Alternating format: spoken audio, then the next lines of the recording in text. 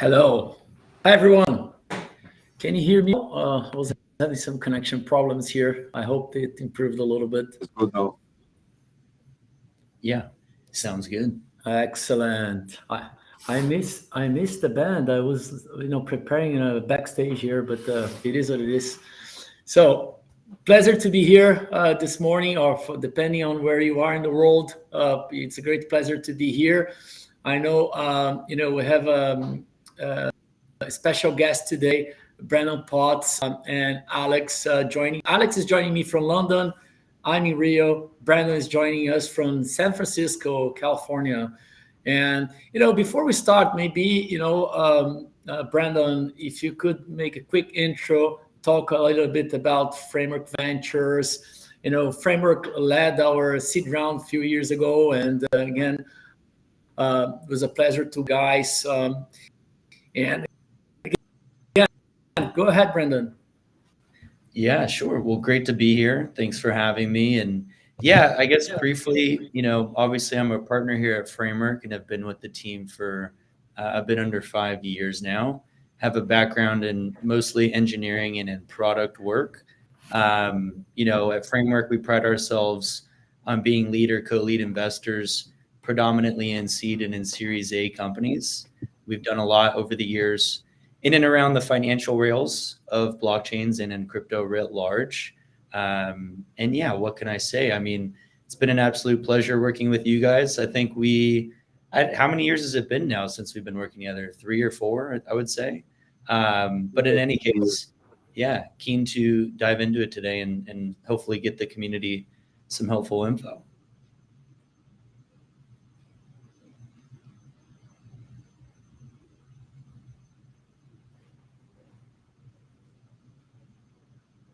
I guess Marcus is having some kind of delay in the connection. Oh, okay. Marcus, are you there? No, I guess not. I think we lost him. Hi, I can maybe hear you, but while we wait for Marcus, he's back. Yeah. Hello. I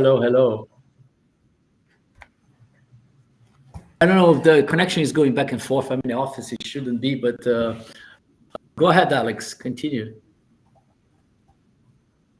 No, I was just gonna take the time to do a quick intro of ourselves, even because even though we are Rails and many people will know us, not everyone may know us. So while Marcus relocated to a better Wi-Fi reception there, I can intro myself. I'm Alex. I'm one of the co-founders at Parfin, and Parfin is the main contributor to Rails.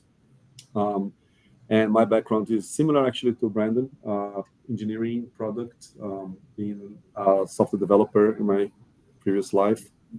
And then I went into product management. I think there's a common theme that people that like start engineering, but then kind of, because you have the engineering background, you're always a very good product manager.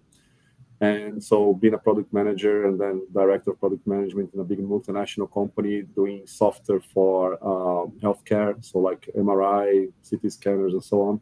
And then back in 2013, I heard about Bitcoin I think it was March 2013, and I had some spare parts in my shed, so I built myself a mining rig.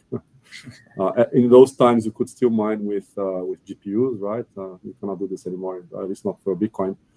And then we make this joke. It's like falling into a rabbit hole. I mean, it's very rare someone that joined crypto and was in more than one cycle, but then left. Most people either they stay one cycle, and then when the bear market comes, they leave, and that was it. They only stayed for one cycle. But if you can handle the pressure of stay for the bear market, then usually it's a love in first sight with crypto. And so I've been building lots of companies and projects. I think the largest one before Parfin was called CoinSchedule. It was the biggest ICO portal in the world, had more than 10 million visits per month. And after that, I met Marcus here in London, because Marcus was living in London back then. And I'll let Marcus intro himself, but he has a very different background to me, because I came from like this crypto software product management background.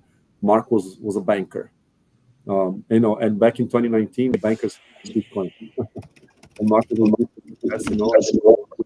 visions, and we decided to get together and build Parfin. But this was back in 2019, mind you, so that's been already 6 years. We have other products, and the latest product is Rails. We're very excited about it because it's blockchain for banks and financial institutions. We're getting a lot of traction. We're going to talk about it later today. I can see already, Marcos, that your image is much clearer now, so hopefully the internet's better. Yeah, you know what? Maybe it was my laptop, and I'm now, I'm resistant to change to an iBook, but I think I will. And you still have the same laptop, that old one that has no battery? Yes, exactly. Oh my God, man. We're a startup, man. Yeah, we're humble. Yeah. Yeah. Sorry for the confusion, but I think now we're back, and super excited to be here. And I don't think we talk about it, but one of the talking points today would be to discuss a little bit, recent news that we got last week about the Tether investment.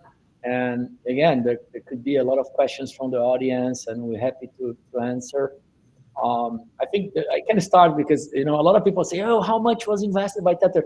Tether, if you go to the Tether/investments in their website, they never disclose the investment. This isn't a condition.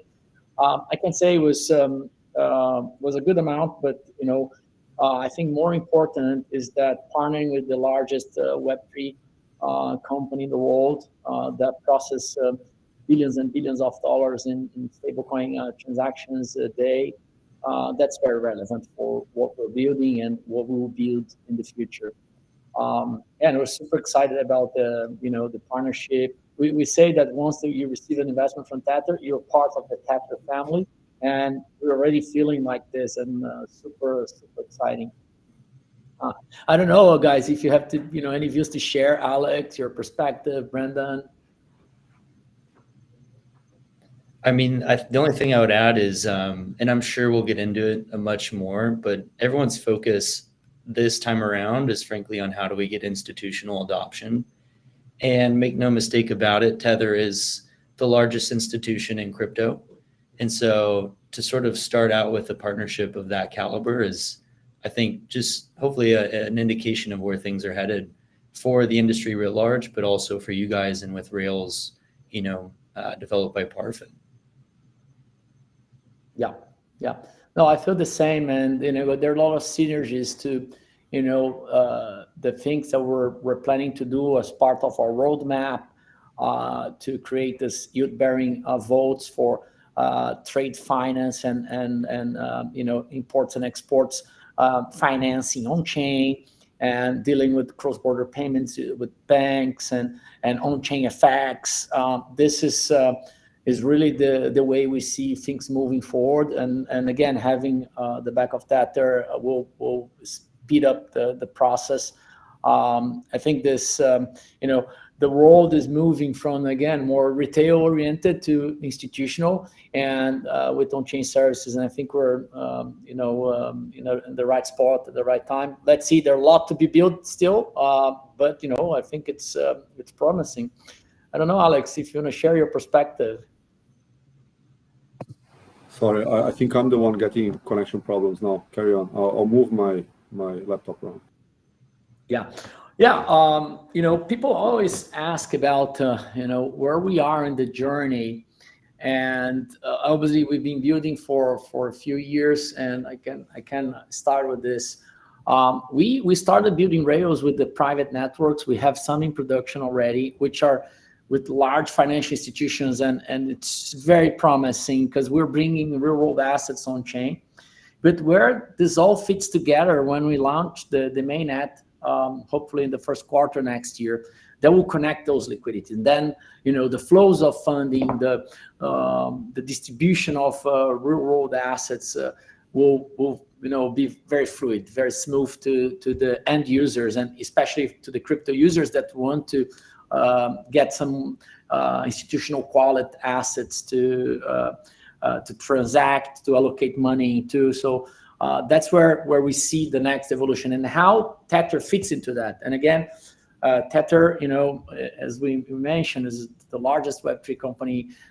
Tether has been focused on cross-border payments, especially coming from emerging markets, where people really use Tether to protect against the devaluation of their local currencies, but more importantly, to really pay and use this to pay. But that started with the retail, with individuals using it, and more we see when we talk about the institutionalization, companies, banks, real business are start using it to pay for an import and export. Brandon, I know you guys also invest into Plasma, and what's your perspective on this new world, from Framework? Yeah, well, look, I think you hit the nail on the head earlier, Marcos, in terms of talking about a lot of crypto over the last decade, I think has been a bit more retail centric, maybe a bit more experimental, early stage. But we're now operating in an environment where, look, we have Genius Act here in the States. We have countries all over the world now establishing the rules of the road. And we're just at a point where it's make or break in terms of crypto needs to go a bit more mainstream, or maybe mainstream's not the best word, but it needs to be integrated into the current world as it exists today. And so to your point, it's a bit more maybe institutional or enterprise oriented. And so that's a large part of how we see the world, is just, and it was a large part of why we are excited to be partners with you guys and why we invested in you many years ago is, look, this has been pretty clear to us for a while that you can't kind of just keep playing the same old games and kind of launching tokens and hoping for, an exchange listing. And that's been a lot of crypto to date.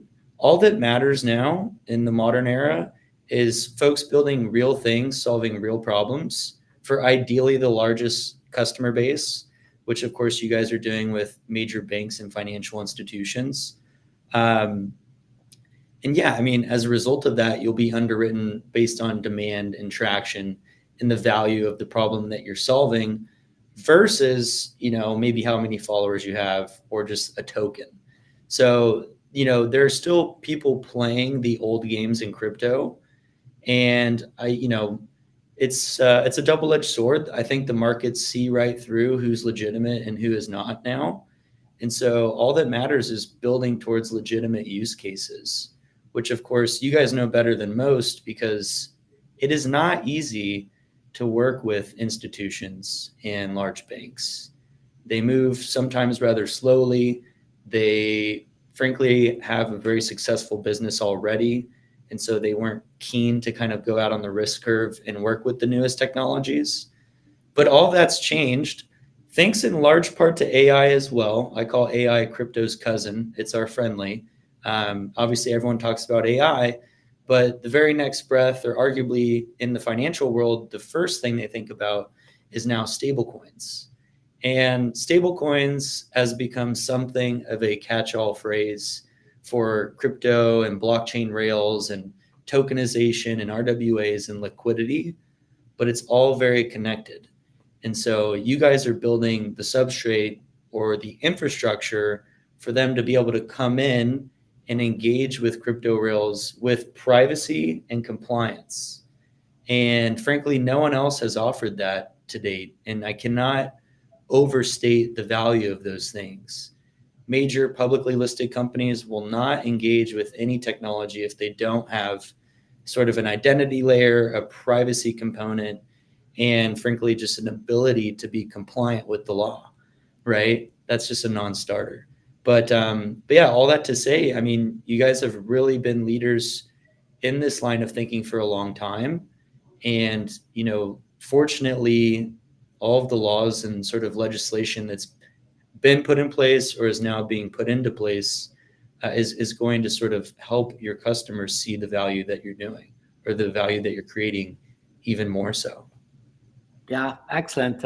Good, very good view. And it links to one of the questions, and I'll try to, answer some of them. So Yawer Ali just asked, how does Parfin plan to overcome the regulatory friction that traditional banks face when dealing with on-chain settlements for credit markets? Yeah, that's the reason we again, we come from banks. I work in banks 25 years, so we know inside out. I was the CTO slash COO for the largest investment bank in Latin America, BTG Pactual. I ran global operations technologies for many years, and that gave us. And again, we set up the regulatory framework for the bank in Chile, Colombia, Peru, Mexico, Brazil. We set up the broker dealer and asset management in US, a bank in Luxembourg, bank in Switzerland, our broker dealer in Singapore. So we had a very good experience on dealing with regulators around the world, as well as being in a bank. So, the regulatory friction for traditional banks, when they deal on chain, the first, to answer this question, we started saying, okay, banks will be on chain no matter what. Assets, financial assets will tokenize, stocks, bonds, certificates of deposits, stable coins. So this is coming now, and banks are slow, as Brandon mentioned. They started in a journey. They say, oh, we want to tokenize something that stays under my control. So that's how we started. Rails. We started with the private nodes and private networks, so the bank can install on their plan and start tokenizing assets and generating traction. That's how we started, and that give the banks full control initially what their tokenized assets. Because take a bank. We have one bank in Brazil, 155 million customers. They set up their private network. They start tokenizing assets, and it already brings a huge efficiency for the bank to settle internally. And that's how, for instance, we did the work last year with JP Morgan Kinaxis. JP Morgan started the network Kinaxis to settle internally, to improve their internal settlement, and that's the beginning of everything, and under control. And subsequently, now with the regulation becoming clearer and clearer, banks, enjoying some network, enjoying or testing, some, public chains.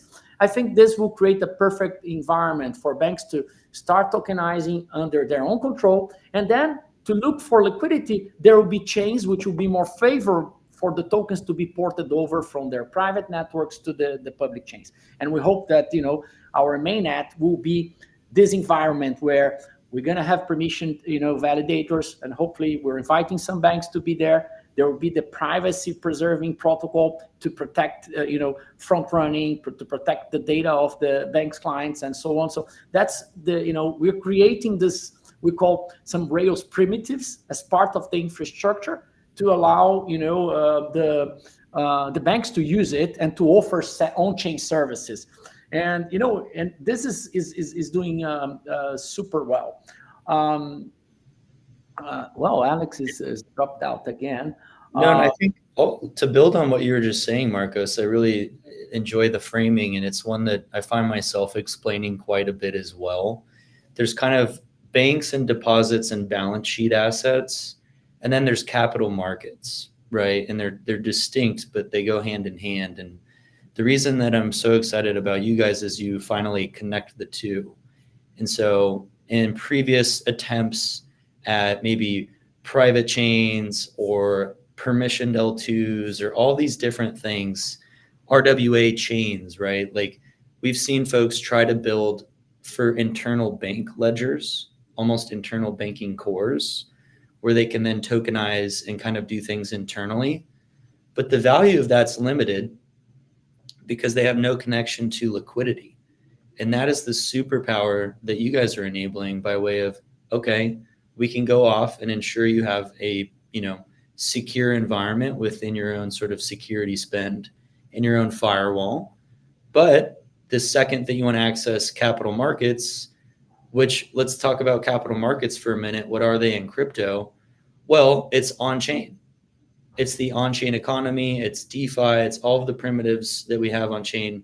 And then here's the interesting part. It's made liquid and it's, made essentially useful by way of predominantly USDT and Tether and stablecoins. And so without stablecoins, there would be way less volume and liquidity. And without those in capital markets, you don't have price discovery.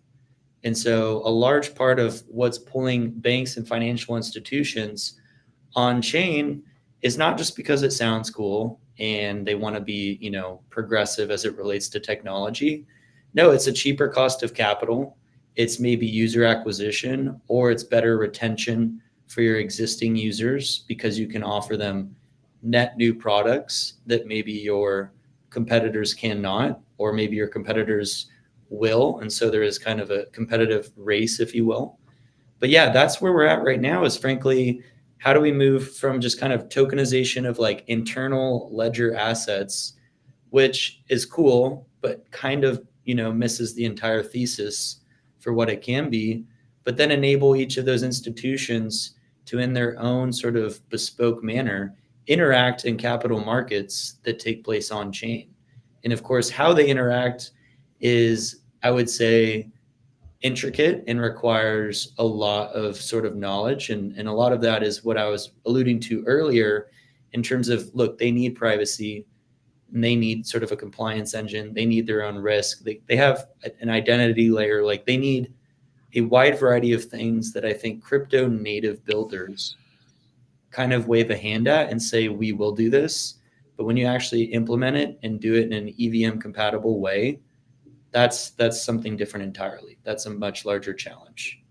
Yeah, and you touch a very good point, because there was even a question related to how this bank legacy system would interact with Tether. That's why I don't think the legacy system will interact directly. That's why we're installing those private nodes where the bank can start to be on chain, and then you are on the same rails as Tether. So we're working with a bank, and I hope we're going to announce very soon, where they created their own stablecoin, but they know that their stablecoin won't have liquidity.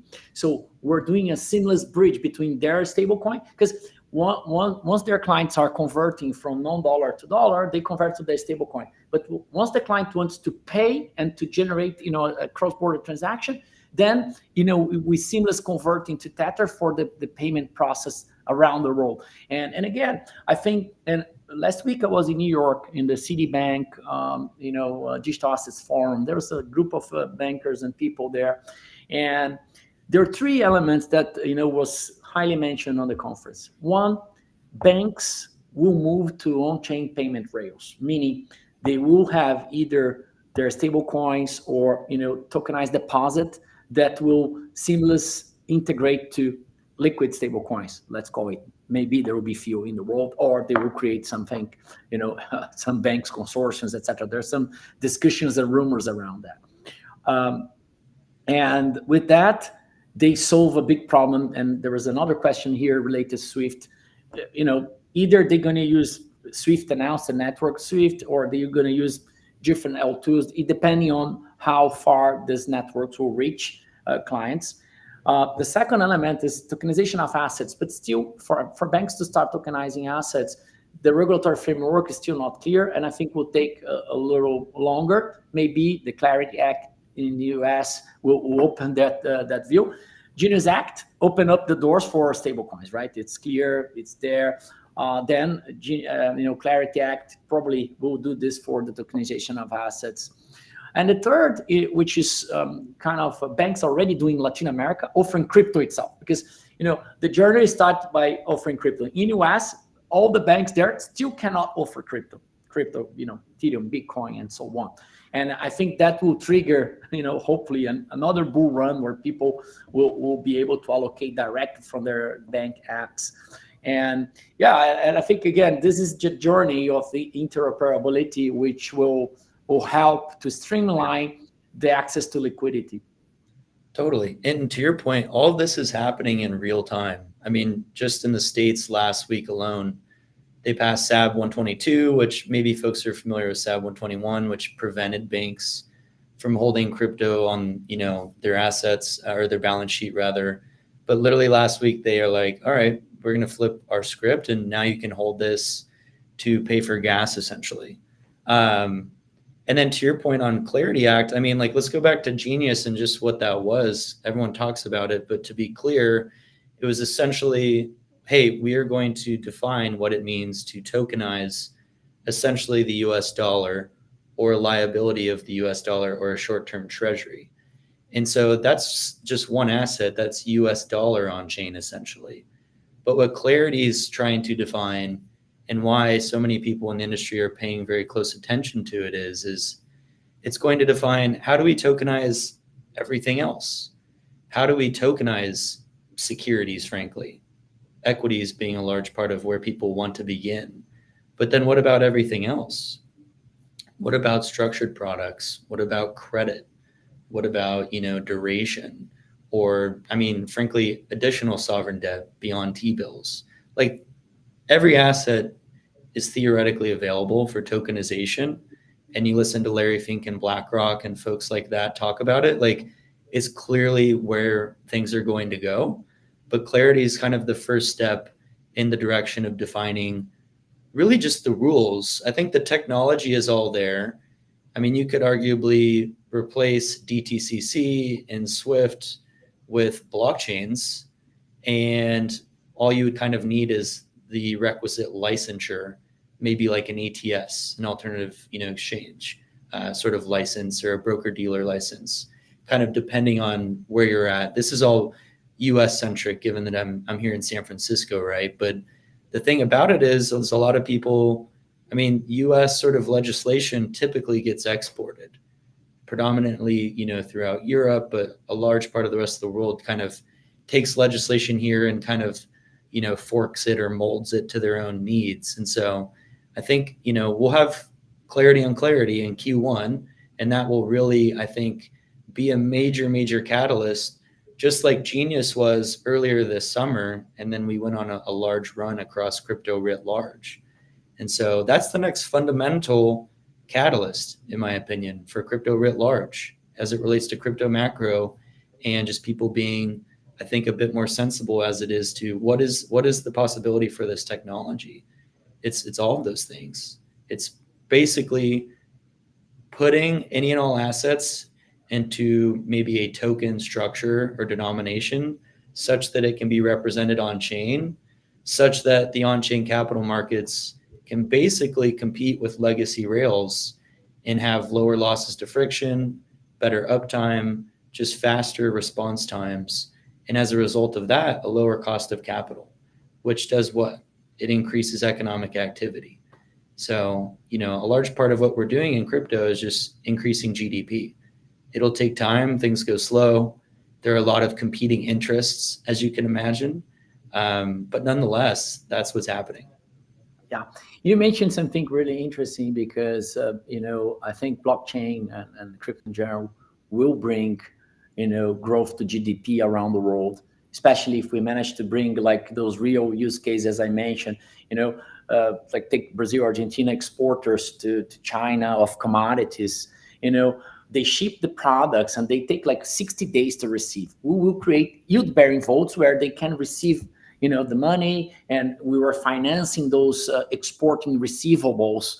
And that's where, I think someone asked as well about, how Tether fits into this partnership. We hope to create those yield-bearing vaults by using Tether as the main stablecoin for liquidity purpose. And again, I think this will create a very virtual cycle. We are about to announce also a partnership with a large commodity trading company, where we're set up in this new yield-bearing vault to finance their trade finance receivables. And they obviously get the Tether to finance, and they use the Tether to pay. So it's a super virtual cycle that inject capital into the economy, and therefore hopefully bring more jobs and bring a real impact into the economy. And this is what excites me a lot, because we're bringing real utility to the chain. It's not just like a random thing. Yeah. And no, it's real. Look, this is real. We talk with founders every day, all the time. We see the businesses they're creating in and around stable coins and lending and credit. And to just use your example, in receivables financing, or invoice factoring, for example, or trade finance, right? Like, to your point, businesses to date have been starved of capital and starved of US dollar access. And there's a reason Tether is the largest institution in crypto. Last year, 7th largest buyer of US debt, the 17th largest holder on a sovereign scale. It's a huge, huge business. But in essence, what they did was kind of going back to what I was saying earlier in terms of what is the value prop of tokenizing something and putting it on chain in a capital markets environment. You just allow much better access. I mean, think of all the people who use Tether around the world, hundreds of millions of people. They were not able to access US dollar previously, or if they were, it was at, a much higher cost. And so I don't want to say we're democratizing access to assets, but we kind of are in crypto. And then when you have more people involved, there's more economic activity, higher velocity of money.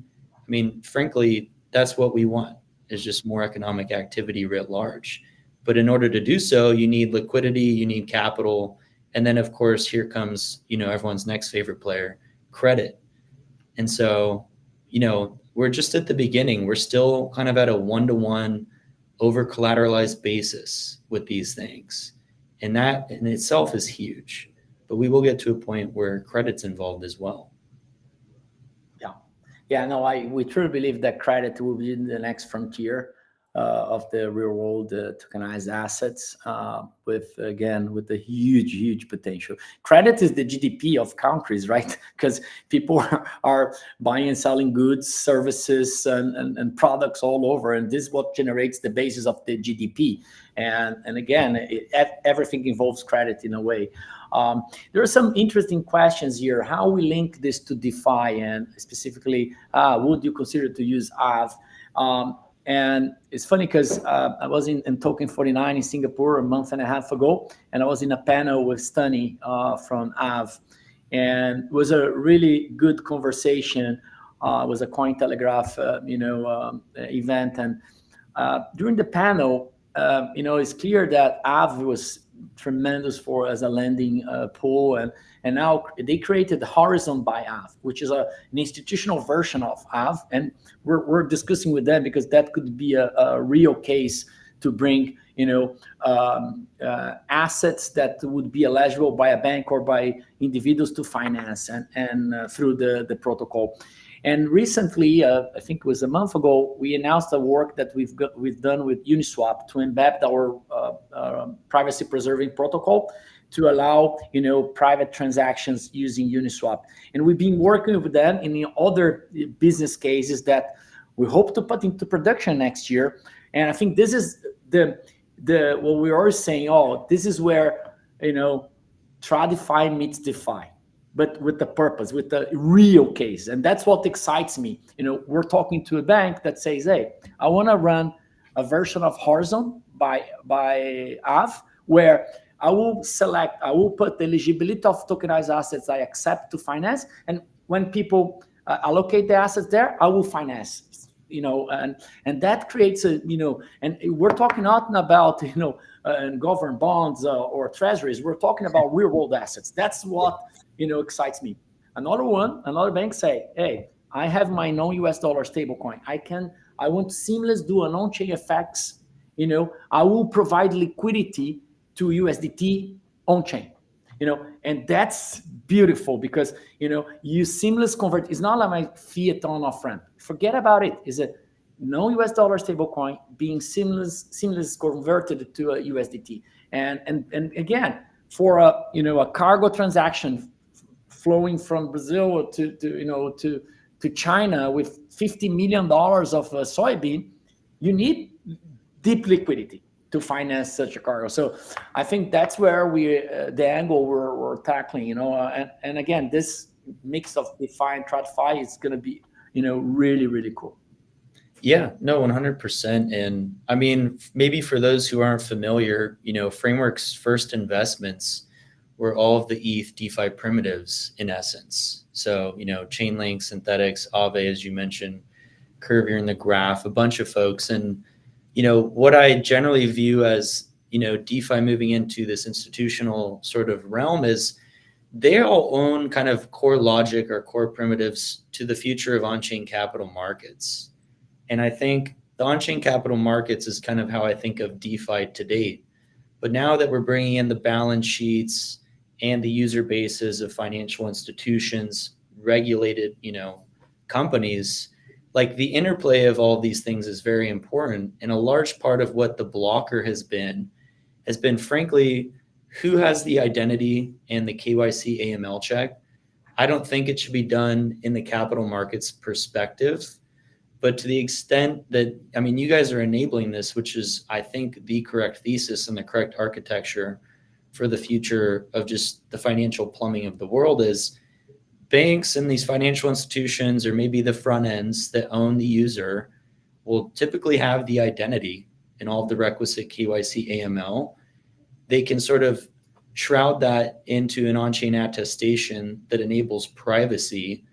And then to the extent that you already have the pre-compile such that you can bridge that into EVM compatibility. And then voila, the on-chain capital markets happen in a public ledger setting.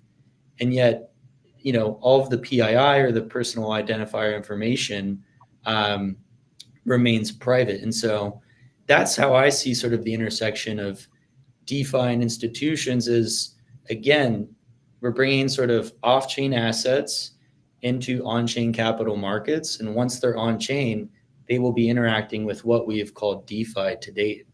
Whether or not it remains to be called DeFi, I don't know. But, that's sort of how I see it playing out.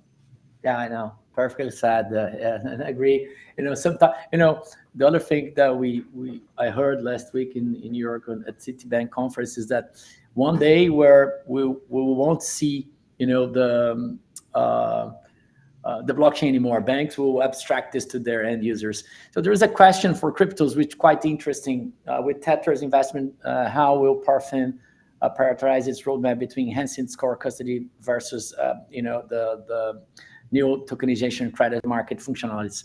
And this is exactly, it's funny because, Parfin has this Parfin platform, and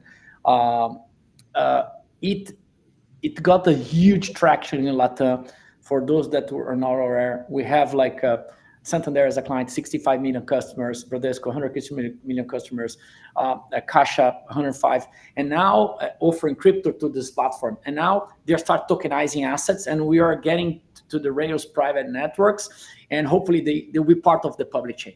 So this, we used to tell that this platform were used as a Trojan horse, and for Rails, for the adoption of the blockchain. And by the way, some of those clients were asking us, "Hey, I want to tokenize. Help me to tokenize." That's where it was the demand that brought us to start building Rails 2.5 years ago, starting with the private networks. And I think these are very complementary products, because large financial institution, they need custody, they need a tool that they can manage tokenized assets, and I think we're seeing this more and more. We're very excited about this, and this product pays itself. It's already at break even. It runs. So our focus has been 300, 500, 1,000% into Rails, and it's getting like a very, very good traction as well. And that's good. Again, I hope I have answered the question. Yeah. I mean, the only thing I would add is, at least from my purview, the custody is the very beginning of the user journey. And so you always need to have that element in place. But if they want to get into different, vaults or structured products or credit or what have you, again, they would always need sort of the custody component in place in order to offer that to their user base and do it in a secure way. So I think all of these things are complementary. And frankly, we're just talking about additional products or additional timeline as it relates to the rollout of these things. Yeah. And there was a specific question about how to connect, there are a few questions around credit use cases and how to connect that to Tether when it comes to a private network. I'll give an example, which is really good. There's this larger financial market infrastructure in Brazil, which is called Nuclea. They are owned by the 43 largest banks in the country. They are kind of DTCC, equivalent to the DTCC in US or Euronext in Europe. They're very large. They process $4 trillion in payments a year. They have a central depository. They're also our investor.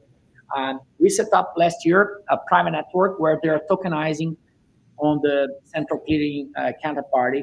They are tokenizing commercial receivables. And in Brazil, for a company to anticipate the flows, the cash flows from their sales, they need to register those invoices into a central depository. So therefore, those invoices can be sold to investment funds, and the funds anticipate the money, so they can get the money and they produce the goods and products and sell. So it's a very normal process of invoice financing. We call it commercial receivables financing. And Nucleus set up the network is over like $250 million, which just is in production. It's not real, but in order to scale further, and we're tokenizing 10, 20,000 commercial receivables per week. It's a lot. It's a lot of intense, volumes. And now we're expanding the network for other types of commercial receivables, but those receivables are wrapped up into a specific token, which can be sold into the public chain for mass distribution. There are two ways. You wrap those underlying receivables into a token. It's called certificate of receivables, or could be a bond. And those are distributed, and the idea is that we're going to distribute in the public chain. Or we're going to create a yield-bearing vault, depending on the sector, where those tokens will be allocated on the public chain and people will be able to finance using USDT. That's currently on the private network, USDT will not flow there because we are using the tokenized deposit. But once those tokens will look for liquidity, on the public chain, then USDT comes into play. And this is a real...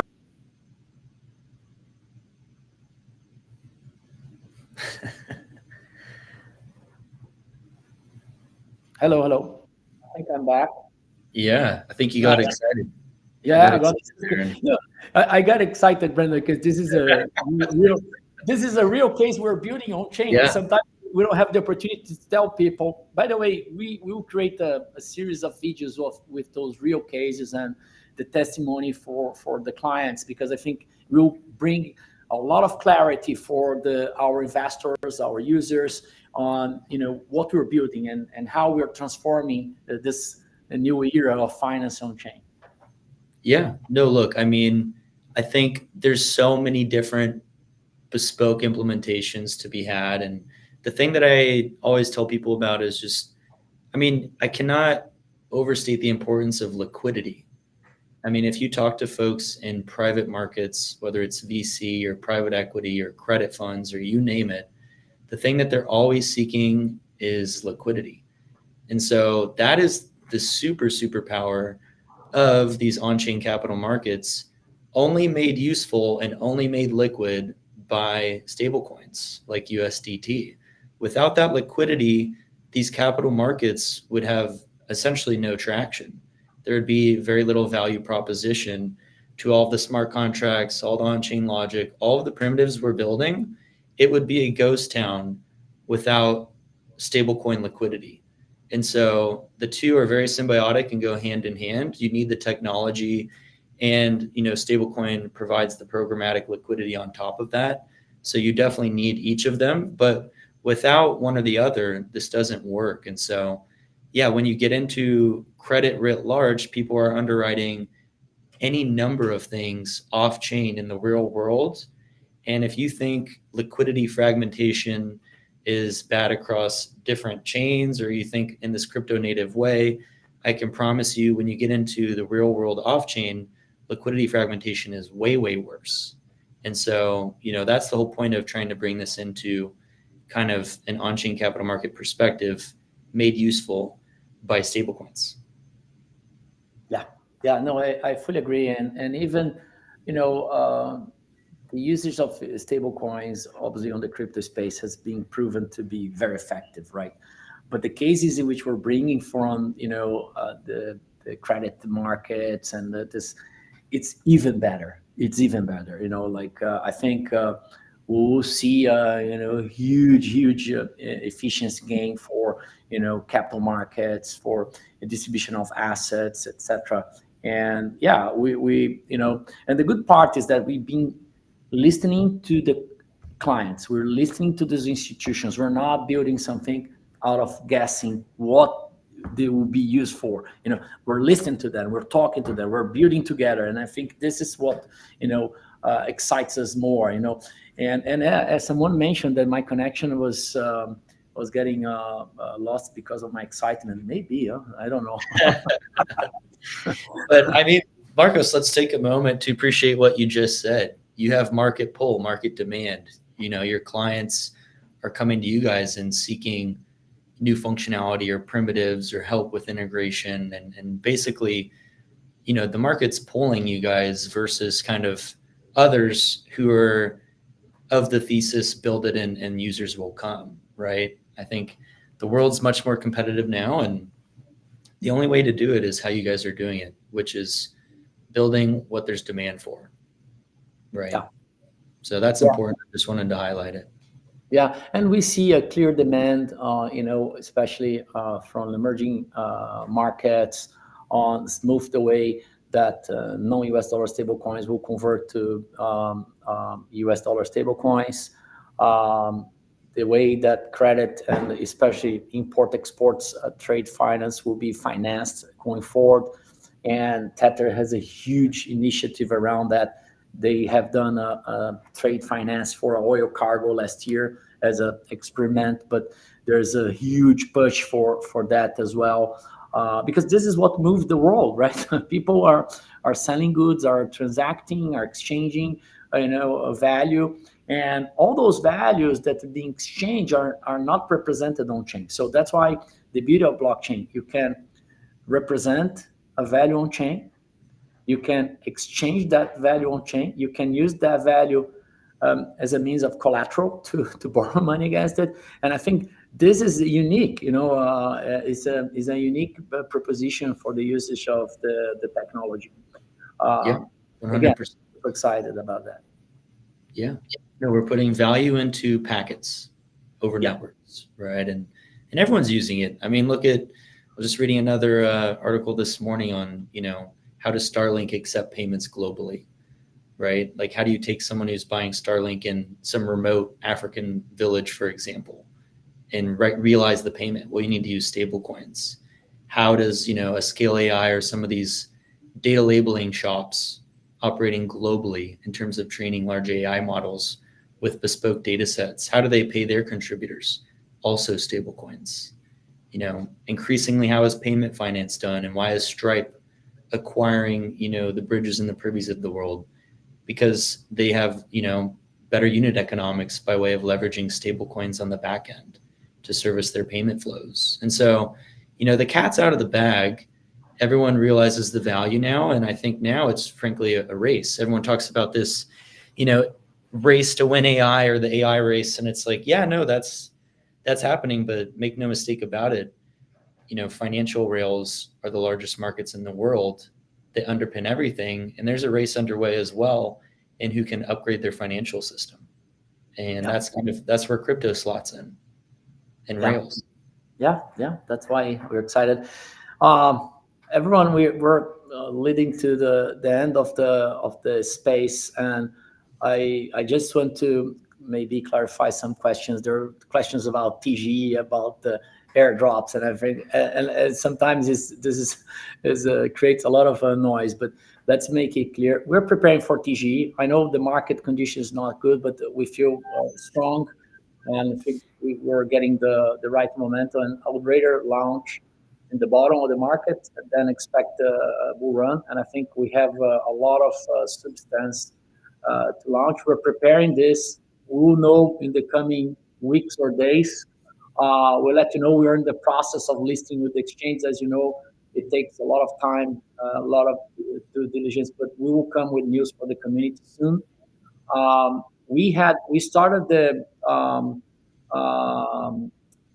proof of humanity validation last Thursday, and was tremendous. There are 120,000 people that validated. That's a real person. Over just like we started Thursday, and we already reached 120,000 people from the community.